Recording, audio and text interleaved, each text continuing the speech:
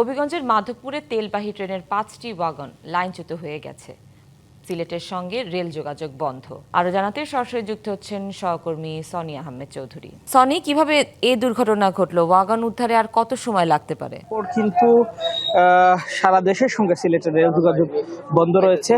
এই দুর্ঘটনার কারণ অনুসন্ধানে ইতিমধ্যে কিন্তু 5 সদস্যের বিশিষ্ট একটি কমিটি করা হয়েছে। কিভাবে দুর্ঘটনা ঘটলো সেটি কারণ অনুসন্ধানের জন্য। আপনারা ঠিক আমার পেছনে দেখতে পাচ্ছেন যে ওয়াগন 5টি ওয়াগন কিন্তু লাইনচ্যুত হয়ে পড়ে যায়। এই ওয়াগন থেকে রাত্রে থেকেই অনবরত ডিজেল পড়ছে এবং এই ডিজেলগুলো এখানে স্থানীয় যারা আছেন তারা কিন্তু সংগ্রহ করেছেন বিভিন্নভাবে। এর পর সেনাবাহিনী, পুলিশ, বিজিবি এখানে আসার পর পরিস্থিতিটা কিছু স্বাভাবিক হয়। আমরা যেটি জানতে পেরেছি, প্রতিটি ওয়াগনে প্রায় 39,000 লিটার ডিজেল রয়েছে।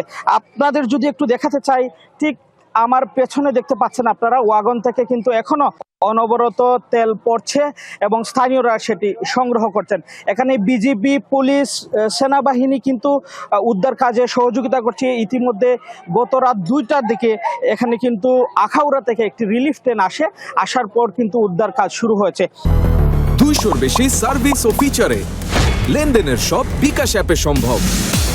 আমরা কথা বলেছিলাম এখানে বিভাগীয় রেলওয়ে ম্যানেজার ঢাকার, যিনি এবিএম কামরুজ্জামান। তিনি যেমনটি জানিয়েছেন যত দ্রুত সম্ভব এখানে ঢাকা সিলেটের যে রেলপথ সেটি তারা চালু করতে চেষ্টা করছেন। তো বলা চলে যে আরও অনেক সময় লাগবে পুরোপুরি স্বাভাবিক হতে।